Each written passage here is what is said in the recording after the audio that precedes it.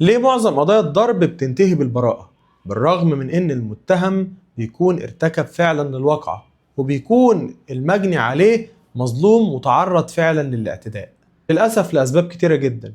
أولها إن المجني عليه بمجرد ما بيتعرض للضرب بيتحرك على مركز الشرطة من غير ما يرجع لمحامي أو يستشير محامي ويقول له أتحرك إزاي وأعمل إيه، وده بيخليه يقع في غلطات كتير بتخليه في النهاية ما ياخدش حقه والمتهم ياخد براءة، زي ان هو ما يذكرش التفاصيل المهمة والمختصرة للواقعة وسبب الواقعة بالفعل، ويقول ايه اللي حصل ويحدد مين اللي ضربه واعتدى عليه امتى وفين وازاي وقدام مين وبأداة ولا بإيده، ويذكر التفاصيل بالظبط.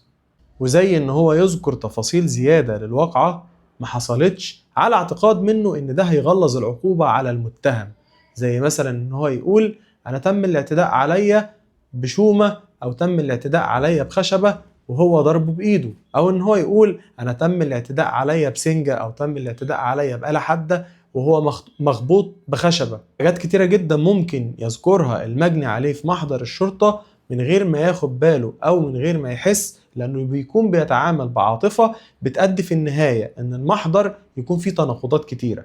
وبما ان القضاء بياخد بان الشك بيفسر لصالح المتهم، فمجرد التناقض ده بيفسر دايما ان في شك في حدوث الواقعة، على اساسها المتهم بياخد براءة، ويبقى كده الشخص ضيع حقه لانه ما استشارش ومرجعش لمحامي. انت لما بتتعب بتروح لدكتور، ولما بتعوز ان انت تبني بتكلم مهندس. فليه لما يحصل عندك مشكلة او يحصل عندك واقعة تستحق ان انت تكلم محامي بتتكاسل وبتشغل دماغك؟